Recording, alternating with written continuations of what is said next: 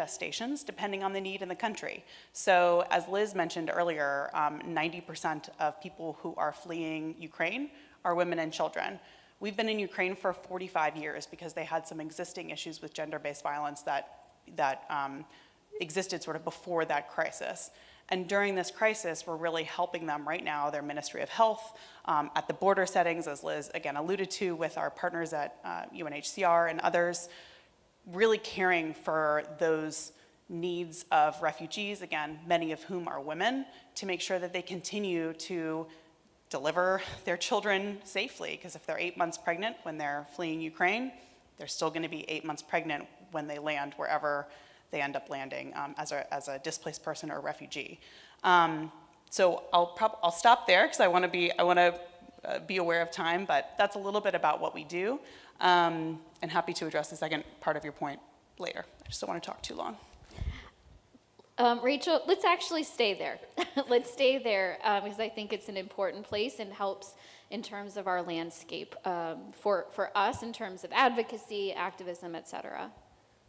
Sure. So on your second question about the leaked opinion, so obviously it's a leaked opinion, so we don't actually know what the final ruling is going to be from the Supreme Court here in the United States.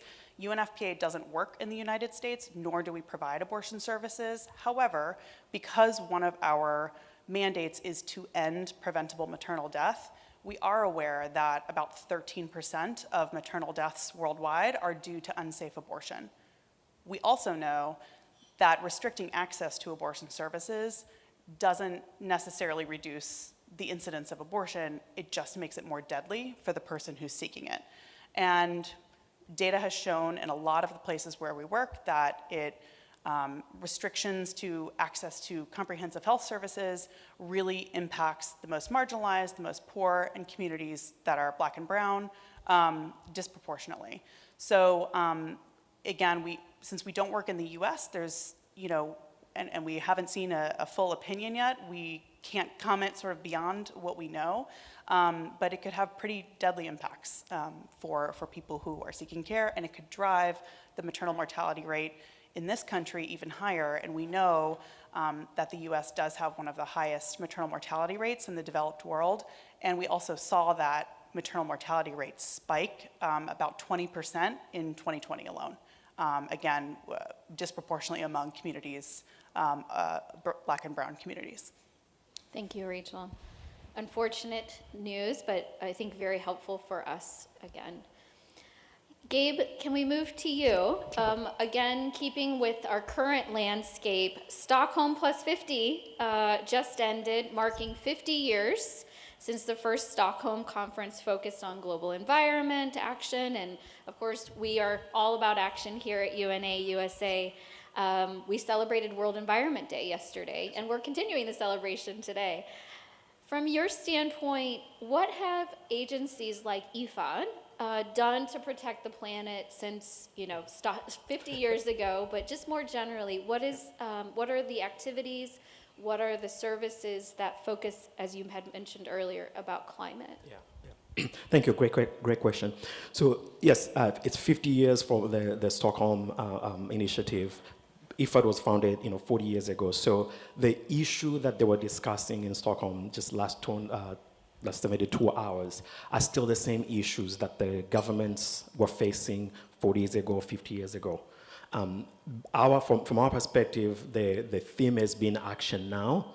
There are things that cannot wait for more talk, more large UN summits, more talk. We want to do things now.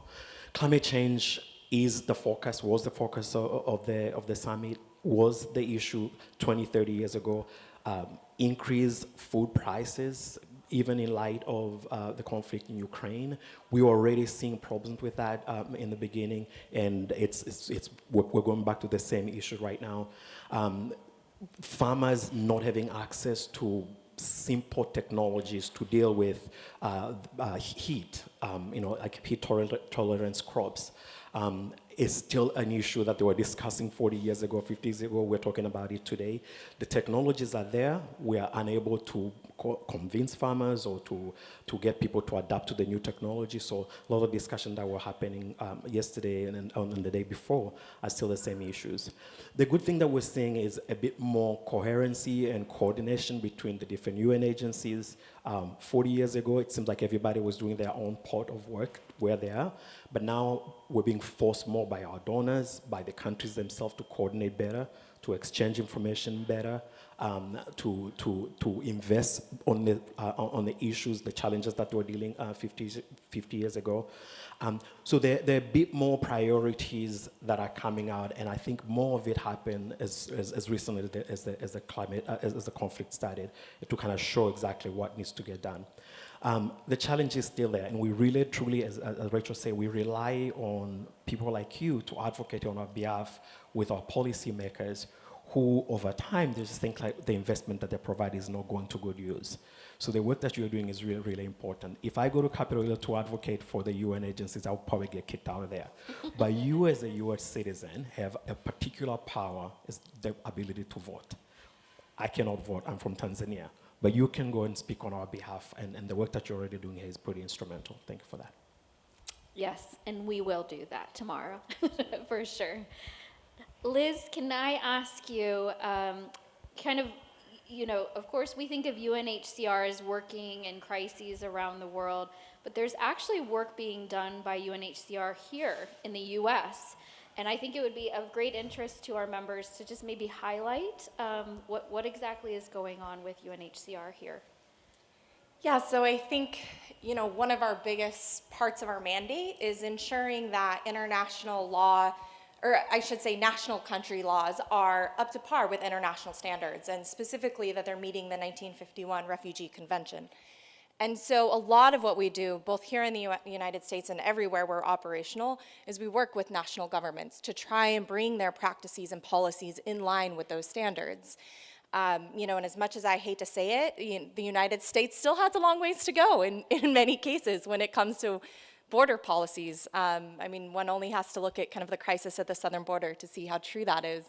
So we do a lot of engagement. We do a lot of engagement here in DC. We also have liaison offices all along the border that work directly with CPB and DHS to try to work on reception capacity, and again, ensuring that there are specific services along the border for people that are seeking asylum in the United States. And the second component is related to statelessness, which is something that not many people know about, but it's actually a surprisingly large issue. A recent study showed that there was roughly 218,000 people in the US that don't have citizenship and don't have kind of means or access to have a nationality. And without a nationality, there's no one to advocate on your behalf. And so in December, the Biden administration committed to addressing statelessness in the United States, and we are partnering with them to try and resolve some of these issues for those people. Thank you. And I think I'm going to now direct us to our conference theme, which is us, forward, together. Or if you look at it, you could also see US, together, forward. That was on purpose. But I would love to pose to each of you to respond. What does that mean for your agencies, and what can you share with, again, you know this is a friendly crowd, but what nugget of information or what anecdote will help us to really share the stories of UNFPA, of EFOD, of UNHCR tomorrow as we're virtually going on the Hill? Shall I call on someone? Let's call on Gabe. Sure, I had a feeling that's coming. No, for us, food security is at the core of the work that we're doing. And we know that you cannot have peace when you're hungry. You cannot learn when you're hungry. Migration issues that affect this country is because of climate change and conflict and economic downturn. So what we're really saying is if you invest on these issues in country, the return on your investment is, I think for agriculture, is almost 11 times. So it's easy for people to deal with conflict there in those countries before things get to the US. So there's the security angle. So if you are talking to members of Congress, that's one aspect I always talk about, is the security. Your safety is connected to what happens out there, and you can invest there so you don't have problems here. For some of the members of Congress, faith is also a component that really speaks to them. So taking care of your neighbor is as important as taking care of your own kids. So we use that argument as well, and it connects very well to members of Congress. But the last thing that I say is just that everybody here has a role to play. I think sometimes we feel like, well, I'm just an individual, I cannot do anything. But I feel like there's a power in citizenship that you already have, and use that as a vehicle for change. The work that we're doing is very critical. It is hard. It's dangerous in some spaces, but we need the energy and the support that you're already providing us. So thank you for that. Thank you, Gabe. Liz, can I call on you next to respond? Yeah, I think, the biggest thing for us is, of course, the importance of humanitarian assistance. And in my conversations with a lot of Americans, I think there's this misperception that so much of our money and so much of our budget goes to humanitarian assistance, when in fact it's less than 1% of our budget every year. And yet that small amount has such an oversized impact overseas. And so when you're out there talking about kind of what you can do and what Congress can do, really it's ensuring a robust humanitarian assistance budget, and again, the idea that as much as we can do to stabilize populations overseas, prevent conflict, can mitigate security risks overseas, the safer we are at home. And it really is in our national security interest as Americans to make sure that we're doing all we can to help kind of provide for people overseas. Thank you. And Rachel, I'll give you the last moment to respond. Thank you.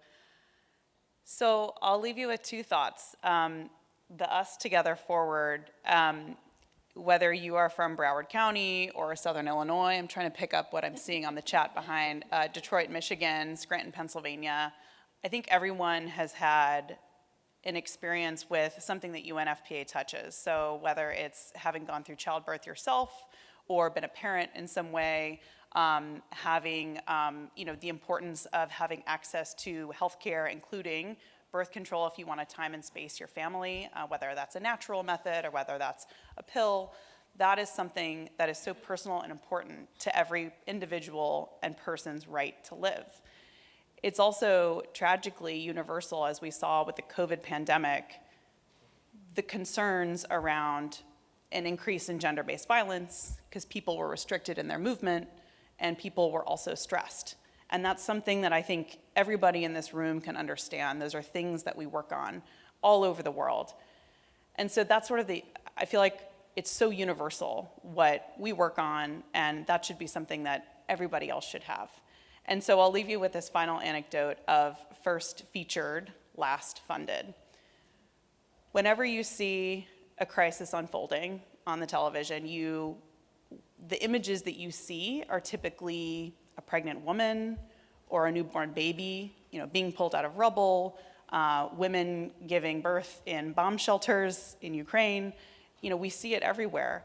But when it comes to the political will of actually funding the childbirth needs, the protection needs, the neonatal needs, that's usually considered an add-on.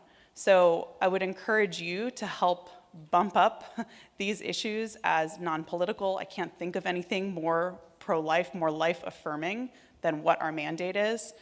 So let's bump it up to not be the first featured and last funded, but the first featured, first funded. Thank you. Thank you, Rachel. And unfortunately, that is a phrase that I think I've never heard before, and hopefully we can help to ensure that at least there's awareness from our members, et cetera, and keeping things on the front table, even if it's not on the media. And it's not the last moment, though, for our panel, so we are going to actually open it up for questions and comments from the audience. And we do have two runners, and while we get to our in-person audience, I see Lady T has some great questions online that I'm going to pose to the panel. I'm going to actually pick her first one. the panelists discuss what prevention efforts on human trafficking are being deployed regarding women and children who are fleeing or have fled Ukraine. This might be best for you, Liz. Yeah, so I can say this is a critical issue right now. There are huge protection risks related to human trafficking, which quite frankly was already an issue even before the conflict broke out. And because the population is 90% women and children, just enormous risks. There is a task force that is actually being led by our sister agency, IOM. We are members of that, as are a number of other UN agencies.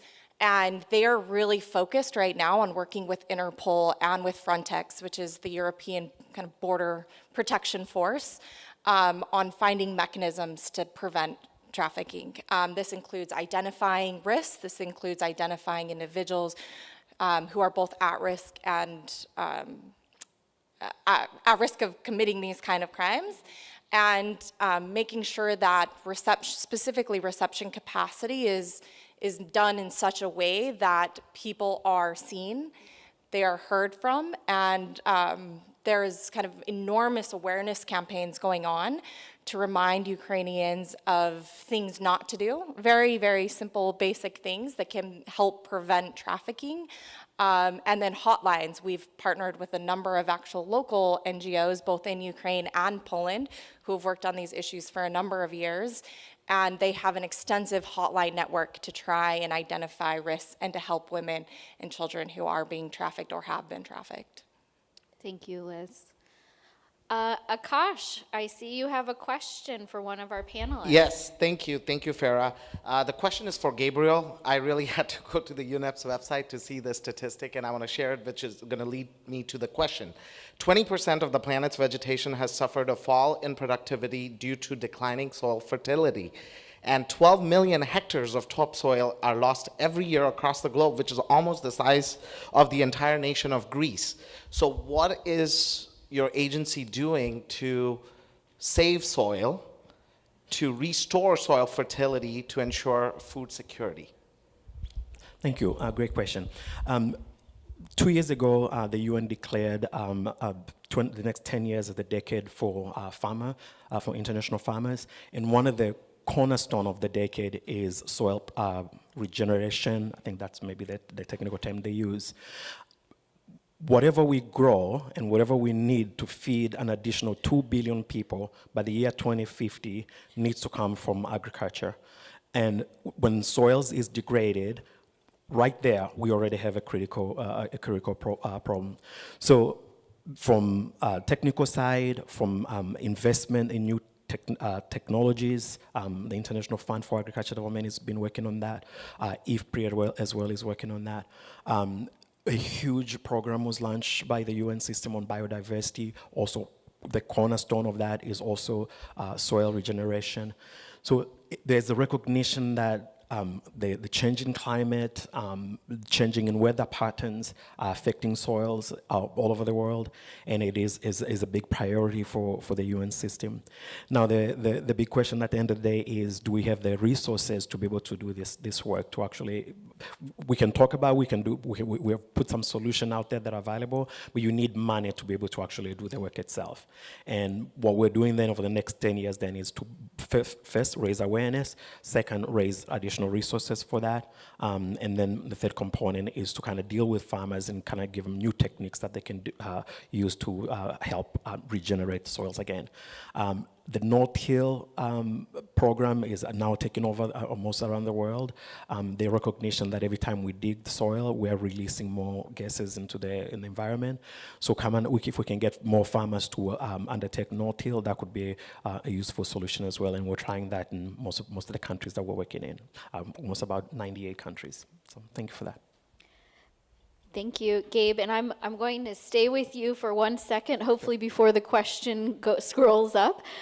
From Mel, you talked about gases. So Mel has asked, in reference to the current IPCC report, essentially the major impacts in the U.S. around the globe regarding greenhouse gases. U.S. has been the worst polluter over the last 50 years. do you have, from your standpoint, you talked about what's being done on the ground, but do you have, from your standpoint, suggestions on what our members should ask as it relates to our members of Congress? Okay, great. I mean, climate change is the subject that everybody care about. If you think of the world 50 years ago and we're thinking of the world 50 years from now, it's a different world. What I always say, I have a 5-year-old, and I look at her, and I feel like when she turns 15 or 20, she's gonna ask me, Baba, what did you do on this specific issue of climate change? Places that usually don't have snow, it's snowing now. Places that are usually mild temperature are getting so hot. I mean, if you live in Washington, D.C., you have seen that as well. So I think everybody cares about climate change.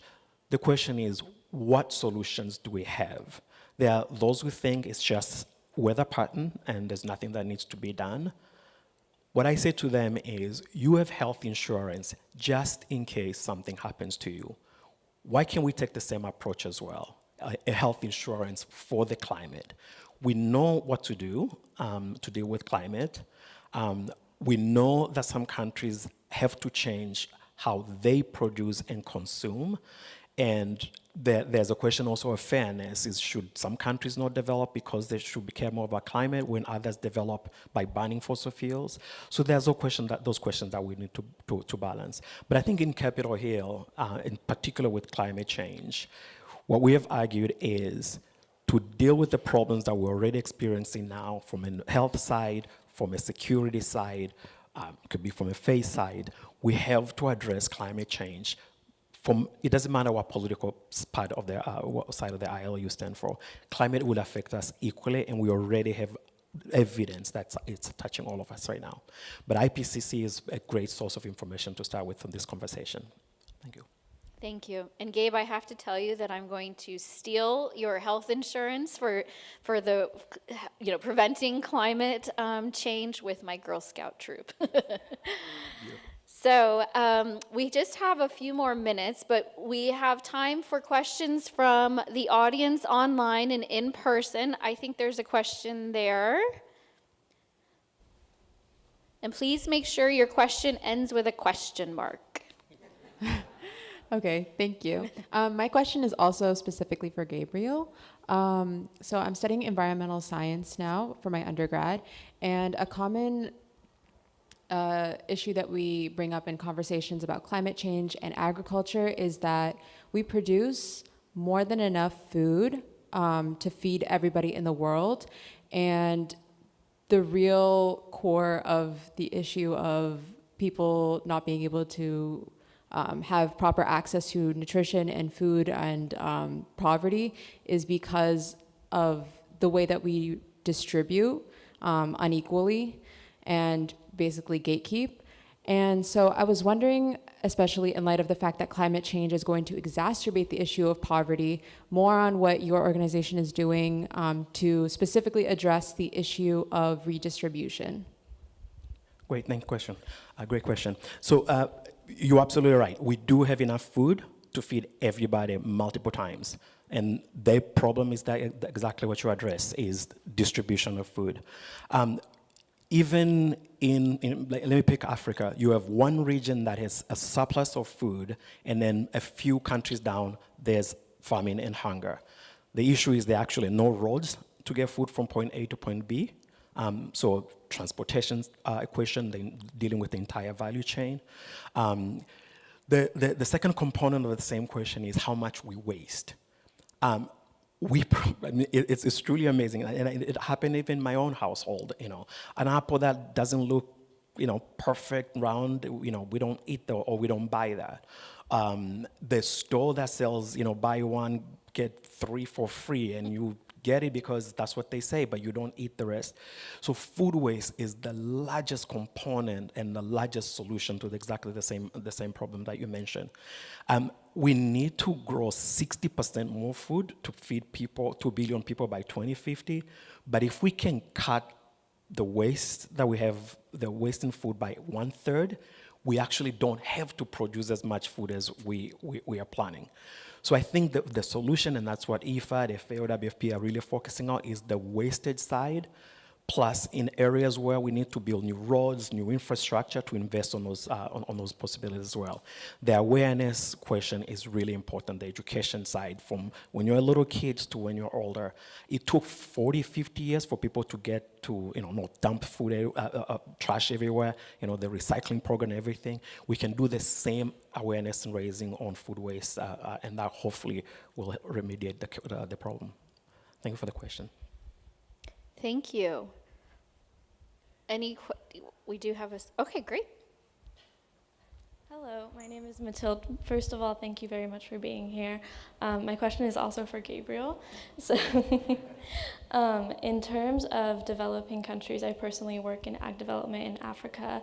How is IFAD utilizing the circular economic model and carbon sequestration to help with carbon emissions in ag development? Great question. So both, as I say, we're both a development agency and a financing agency.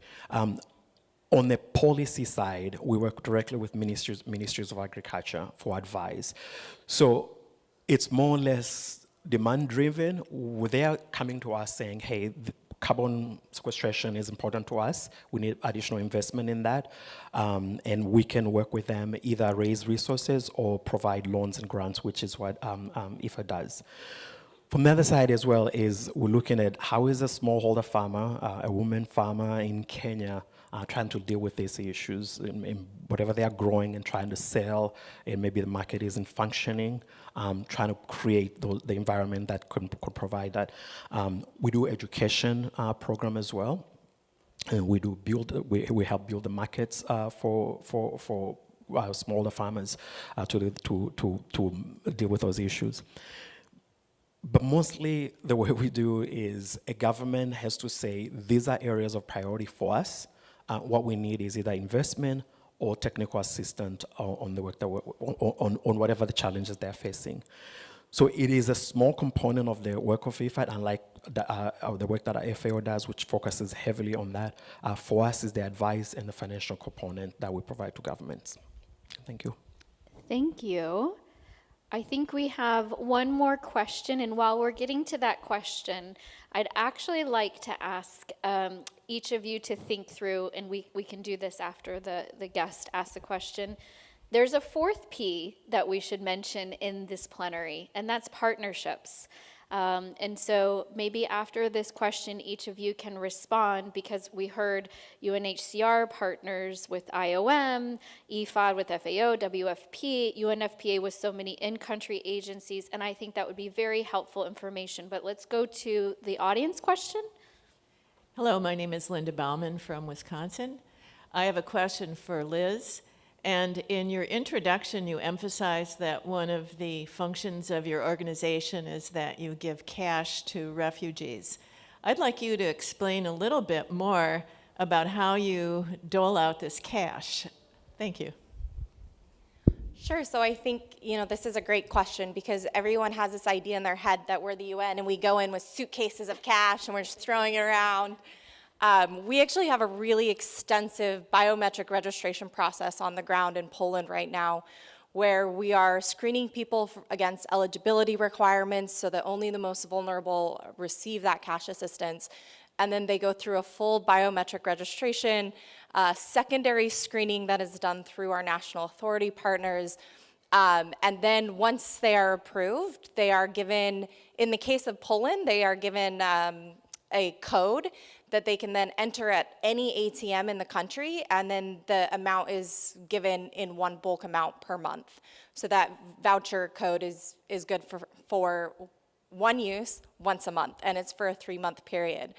In Ukraine, it's slightly different because of unreliability of ATMs and other means.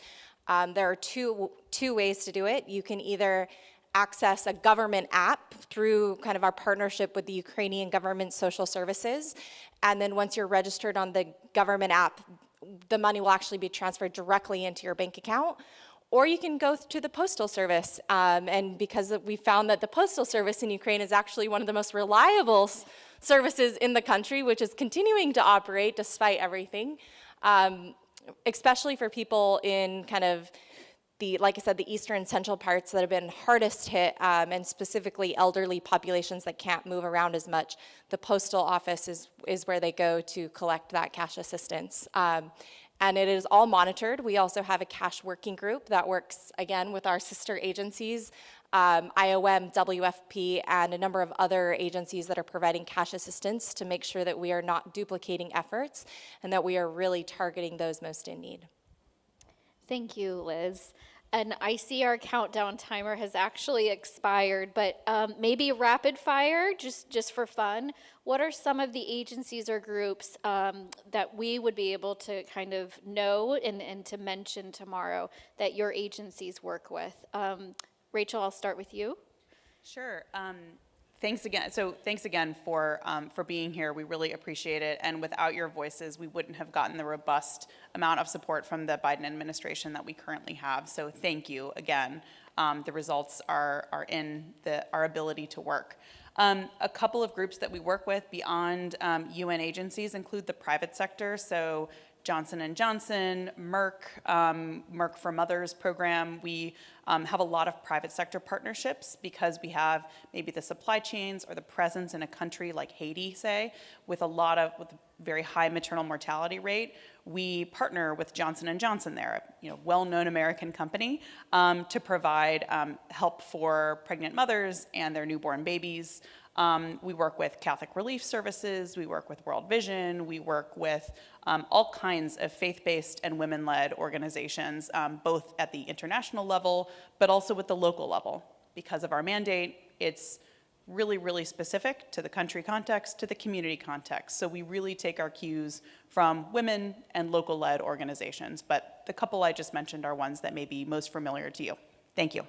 Thank you, Rachel. Gabe, we'll go to you. Yes, no, absolutely. Thank you for the work that you're doing, and please use the power of your citizenship to advocate for these UN agencies. The work that we're doing is very important, and it helps everybody. In terms of partnership, partnership is at the core of everything that IFAD does. We work very closely with USDA on a range of agriculture issues. The statistics that you can use when you go lobbying, there's a collaboration between FAO, IFAD, and USDA. We work very closely with USAID through Feed the Future, the US government food security initiative. We work very closely with EPA on climate change issues. So on the government entities, that's what we're doing. We work very closely with foundations. Gates Foundation is one of our major funder. We work very closely with the private sector agencies, Corteva, AgriScience, on a lot of agriculture issues. We also work very closely with faith-based organizations, Bread for the World, the Alliance to End Hunger. On advocacy, we work very closely with Interaction to coordinate messaging. So we are playing with others. It's really important that we do that. And definitely for the Hill, the return on U.S. taxes investment is solid. As I mentioned, for agriculture in Africa, it's 11-1. So would you not rather invest when your return is that big? I wish my bank account was getting 11%, but it's not.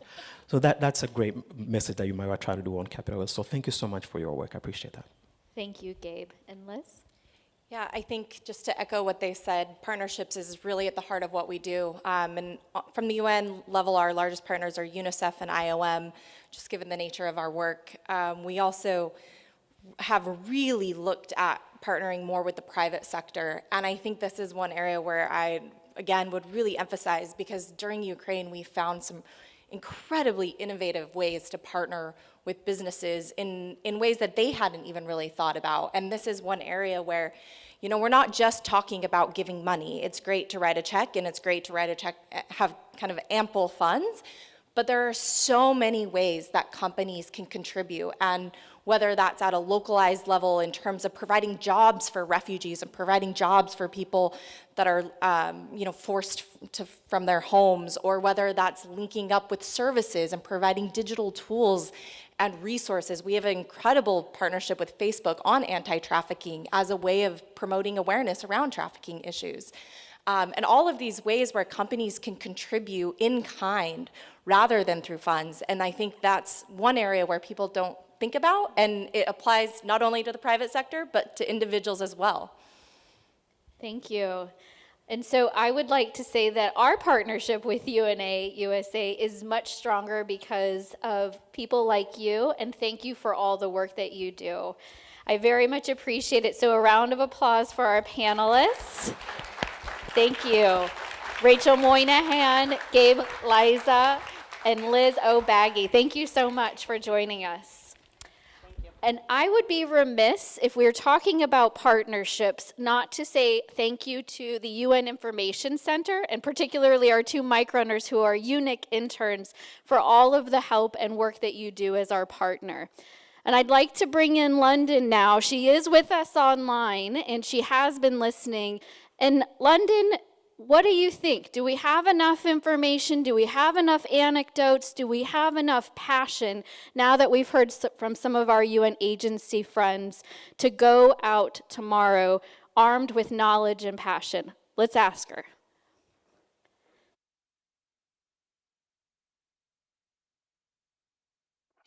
Yes, yes, and thank you so much to Farah and our representatives from UNFPA, UNHCR, and IFAD for this wonderful roundtable discussion. And as a UN advocate myself and a UN African Descent Fellow for the Office of the High Commissioner for Human Rights, I learned about the international human rights framework and its mechanisms, and today's plenary has enriched my understanding of the impact of UN agencies. This important plenary has been a great way to deepen our understanding of the many ways the UN agencies support peace, people, and the planet, and will especially prepare us for our Advocacy Day tomorrow. So thank you so much for joining our opening plenary for day 2 of our Leadership Summit, and get ready for an amazing day ahead of learning how to be the best UN advocate.